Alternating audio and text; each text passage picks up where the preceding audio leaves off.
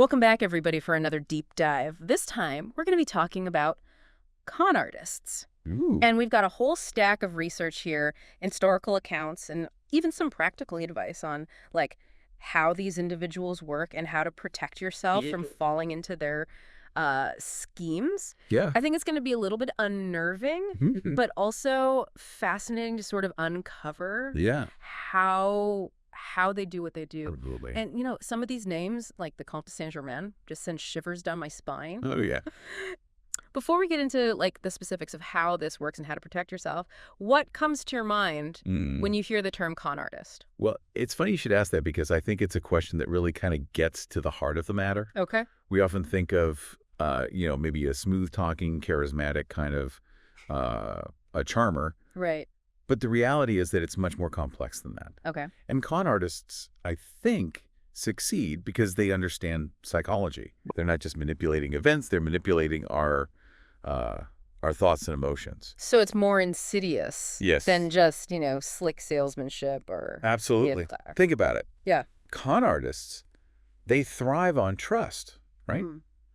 But they know they can't just demand our trust. They have to build it. Right. And how they do that is by tapping into our own inherent biases. Okay.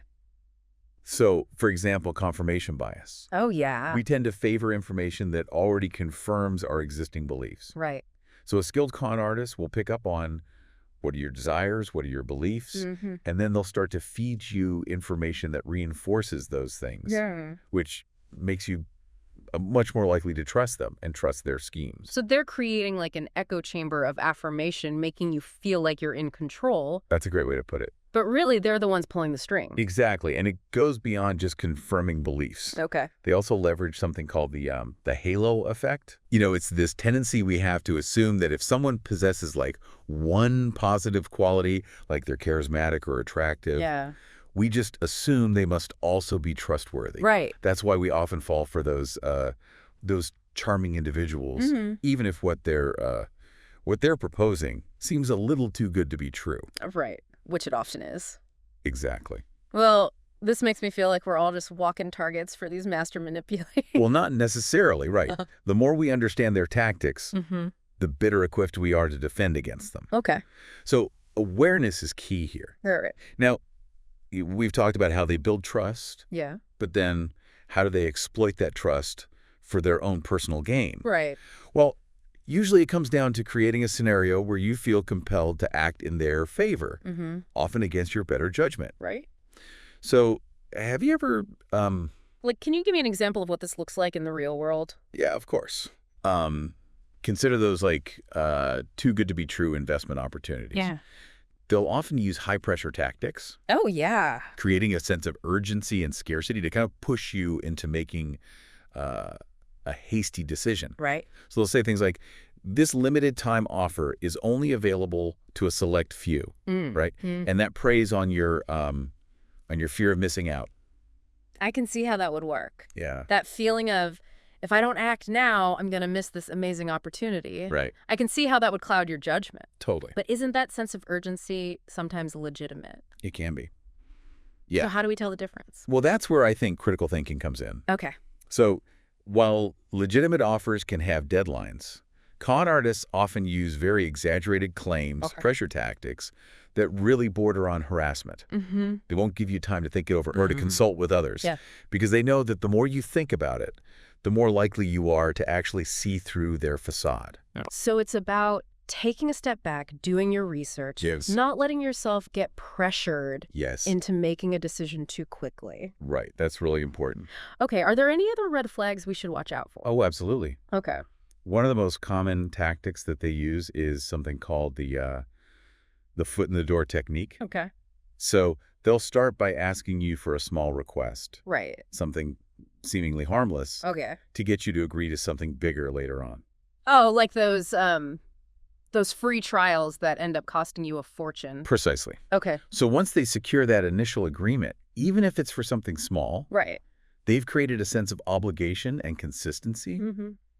You're much more likely to comply with their subsequent requests, Yeah. even if they become increasingly unreasonable. Okay. It plays on our desire to appear consistent in our actions, you know. So it's not just manipulating our emotions. Right. They're using our own sense of like logic and consistency against us. It's like they're playing a game of psychological chess. It is. And we're just pawns in their elaborate scheme. That's a great analogy. Yeah. And in order to win that game, you need to recognize the moves that they're making. Right. Another classic tactic is to appeal to your emotions. Okay. They might try to evoke sympathy by inventing a tragic backstory or claiming to be helping some charitable cause. Right, like those fake charities that pop up after a natural disaster or something. Yeah. Or taking advantage of people's generosity in a time of crisis. They're masterful at reading people and then tailoring their approach to exploit those specific vulnerabilities. So it's almost like they're scanning for weaknesses, Yes. looking for that one emotional trigger That's a great way to put it. that will make us let down our guard. They're looking for that emotional shortcut Yeah. that just bypasses rational thinking. Wow, this is all starting to feel a little overwhelming. Is there any way to protect ourselves There is. from these psychological traps? Yeah, and we'll talk all about that Okay. when we come back All right, sounds good. after a quick break. We'll be right back with more insights on con artists and how to keep yourself safe. Yes. Welcome back. We've been talking about how con artists sort of weave these really intricate webs of deception. Right. Using psychology to like exploit our trust and manipulate us into acting against our own interests. It's pretty chilling stuff. It is. It is. So, before the break, we were starting to talk about ways to protect ourselves. Yeah. What are some of those strategies? Well, I think one of the most effective things you can do is just slow down. Okay. Con artists often rely on creating this sense of urgency Right. to prevent you from thinking critically. Mm-hmm. So anytime you feel pressured Yeah. to make a quick decision, especially if money is involved, that's a huge red flag. So hitting the pause button, so to speak, Like even if it feels awkward in the moment. Yeah, give yourself time to research, ask questions, maybe consult with someone that you trust. Okay. Con artists thrive on secrecy and isolation. Right. So bringing in another perspective can often expose their schemes. Okay, so what about those situations where it's not a high-pressure sales pitch? Yeah. Like, let's say you meet someone online. They seem amazing, but something in your gut just feels a bit off. Yeah, that's where trusting your gut instinct comes in. Okay. Intuition is often our subconscious mind picking up on these subtle cues that maybe your conscious mind just misses. Yeah. So if something feels wrong, Yeah. even if you can't really put your finger on it, it's worth paying attention to that. So don't just dismiss those feelings as paranoia. Exactly. Yeah, it's not about being cynical or distrusting of everyone. Right. It's about being discerning. Right. You know, Okay. ask yourself, what evidence do I have Mm-hmm. to support this person's claims? Right. Are they being consistent in their words and actions? Yeah. Are they willing to provide information? So it's almost like being a detective, like gathering evidence Precisely. to support what they're saying. And speaking of evidence, Yeah. one of the best ways to protect yourself is by doing your research. Okay. So before you invest in anything, donate to a charity, or even engage in some kind of business transaction, Mm-hmm. take the time to verify the legitimacy of the person or organization you're dealing with. So checking online reviews, looking up credentials, maybe even contacting the Better Business Bureau? All great steps. Okay. And don't be afraid to ask for references or Mhm. contact information. Okay. A legitimate business is going to be happy to provide that. So research. Trust your gut. Don't be afraid to ask questions. These are all good preventative measures. But what happens if, despite our best efforts, Yeah. we find ourselves caught in a scam? Yeah, well, first and foremost, don't blame yourself. Okay. Con artists are incredibly skilled. Yeah. Even the most intelligent, cautious individuals can fall prey to their schemes. Okay. The important thing is to act quickly to minimize the damage. Okay, but I think I would just feel so embarrassed I understand. that I fell for it, that I wouldn't even want to report it. I know. What would you say to someone who feels that way?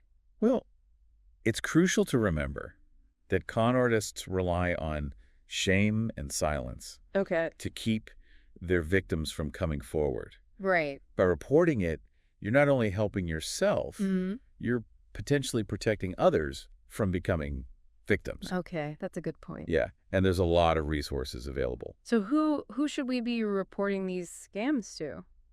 Well, There are a number of agencies that handle fraud complaints, Okay. depending on the nature of the scam.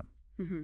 You can contact the Federal Trade Commission, Okay. the Internet Crime Complaint Center, Okay. or even your local police department. Okay. What about the Better Business Bureau? Yeah, you can also report it to them. That helps track and expose fraudulent businesses.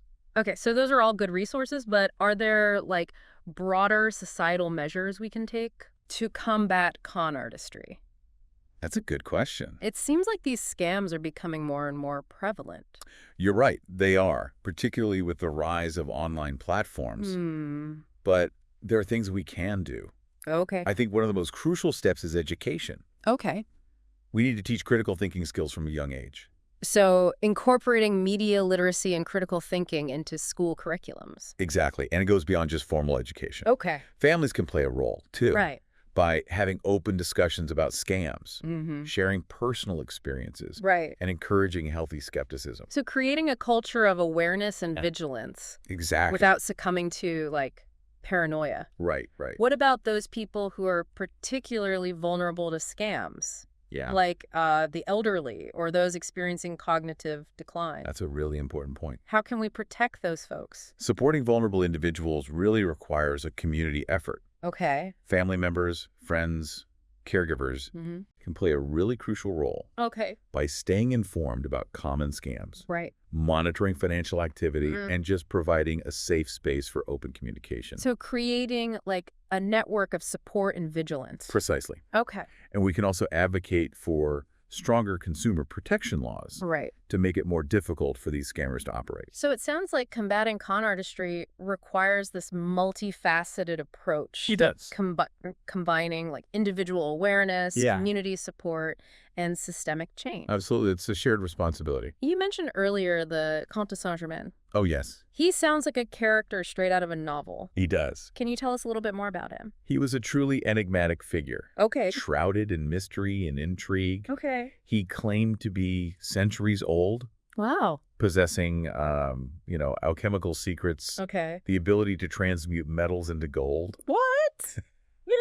He charmed his way into European high society, Oh. captivated royalty and intellectuals alike. So he was basically like a magician Well, who tricked royalty. his success really stemmed from his ability to tap into people's deepest desires. Okay. He offered them a glimpse into a world Yeah. of limitless possibilities, Right. where age and death held no sway, Right. and where wealth and power were attainable through these mystical means. So he was playing on their hopes and dreams, Yeah. this longing for something extraordinary. Yeah, and that's a tactic that con artists have used throughout history. Mm-hmm. They offer a shortcut to happiness, Right. a way to bypass the struggles of life. But those shortcuts inevitably lead to dead ends. Sadly, they often do. Yeah. That's the nature of deception. Right. And often with really devastating consequences. Yeah, the allure of easy solutions can blind us to the reality Mhm. that true fulfillment Yeah. and lasting success Yeah. require effort and perseverance And a healthy dose of skepticism. and a healthy dose of skepticism. Right. Exactly. You know, another historical figure that comes to mind is Sylvia Browne. Yes. Didn't she claim to have psychic abilities? She did. And use those to defraud people? Yes. Sylvia Browne was a very controversial figure, Okay. gained a lot of notoriety through her books and television appearances, Mm-hmm. claimed to communicate with the dead and predict the future. Right. She amassed a large following, Okay. many of whom were just seeking solace or closure Yeah. after the loss of loved ones. I remember her show. Yeah. She had quite a presence. She did. She Yeah. did. However, a lot of her predictions were later debunked, Right. and she faced criticism Yeah. for exploiting those vulnerable people. It's tragic how someone can prey on grief like that. It is, and it highlights the importance of critical thinking, Mm-hmm. even when we're dealing with matters of faith or spirituality. Right. It's essential to question claims, Mm. to seek evidence, Mm. and be wary of anyone who promises easy answers to Mm. life's most complex questions. So while it's important to remain open-minded, Yes. we should also be cautious love that. of those who might exploit our vulnerability. Well said. Yeah. Now, these historical examples offer us, valuable insights Yeah. into the psychology of con artistry, Mm-hmm. the tactics that have remained effective for centuries. Right. But I think it also raises some really interesting ethical questions. Oh, like what? Where do we draw the line between harmless trickery Okay. and harmful manipulation? That's a great question. Welcome back to our deep dive into the world of con artists. We've been talking about their tactics and delving into historical examples and ways to protect ourselves. But now I think it's time to kind of shift gears a little bit Okay. and talk about the ethical considerations because it's a tricky area, right? It is. We've focused on the criminal side of con artistry, Right. but there's this whole spectrum of deception that we encounter every single day. Yeah, like where do we draw the line between like a harmless prank and something that's actually malicious? That's the million-dollar question. Yeah. Think about white lies. Oh, yeah. Those little fibs that we tell to avoid hurting someone's feelings. Right. Or even, marketing strategies that play up certain aspects of a product Right. to make it seem more appealing. Are those forms of con artistry?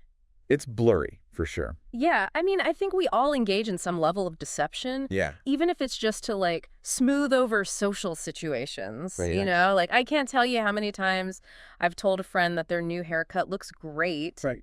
when maybe it didn't. Exactly, and that's where I think intent becomes really important. Okay. A white lie that is told to spare someone's feelings Yeah. is ethically different from a calculated scheme that's designed to exploit someone for financial gain. So it's not just about the act of deception itself. It's Right. about the motivation behind The it. motivation and the potential consequences. Right, so you have to weigh the potential harm against any potential benefit. Exactly. Right. A harmless prank that you play on a friend might be funny. Right. It might even strengthen your bond. Right. But a prank that causes emotional distress or humiliation, Yeah. that crosses the line. So where does the line between victim and perpetrator become blurred? You're thinking about those scenarios where someone is tricked or deceived, Right. but maybe they ultimately benefit from the experience. Right, like those hidden camera shows where Yeah. they set someone up to do something nice for a stranger. Right. It's deceptive, but the outcome is positive. Right. And those situations raise these really fascinating questions Yeah. about the ethics of manipulation, even when the ends seem to justify the means. It forces us to grapple with the idea of consent, Right. whether it's ever justifiable to deceive someone, Right. even if it's for their own good. It's a tough one. Mm. So are there any guidelines we can use to navigate this ethical maze? I think a good starting point is to consider the potential harm. Okay. If the deception is likely to cause significant emotional distress, financial loss, or damage to someone's reputation, that's probably crossing an ethical boundary. What about transparency? Yeah. Does the person being deceived have a right to know they're being tricked, even if it's for a seemingly good cause? That's a key consideration. Yeah. Transparency and consent are absolutely essential for ethical behavior. Okay. So if you're considering using deception, Right. even for what you think is a positive outcome, it's important to ask yourself, would this person consent Right. if they knew the full story? Just put yourself in their shoes Exactly. and see how you would feel. Empathy and respect for others should really be at the forefront of our ethical decision-making. This has been such an eye-opening conversation. It makes you realize that con artistry isn't just about those like headline-grabbing scams. It's something that we encounter in our lives every day in subtle ways. Absolutely. By understanding the psychology of deception, Right. both the harmful and more benign forms, we can become more discerning in our interactions, Yeah. more aware of our own vulnerabilities, and ultimately more empowered to make ethical choices. Well, this deep dive has definitely given me a lot to think about. Yeah. It's made me realize that staying vigilant against con artists isn't just about protecting our wallets. Right. It's about protecting our minds and our hearts. Well said. Thank you for joining us on this journey into the world of con artists. Mm-hmm. We hope you gain some valuable insights into their methods, Yes. the ethical dilemmas they pose, and most importantly, the steps you can take to protect yourself and your loved ones. Remember, knowledge is power. Yes. By understanding the psychology of deception, we can all become more resilient, more discerning, and ultimately more empowered to navigate the world with confidence and integrity. Until next time, stay curious, stay informed, and keep those minds sharp.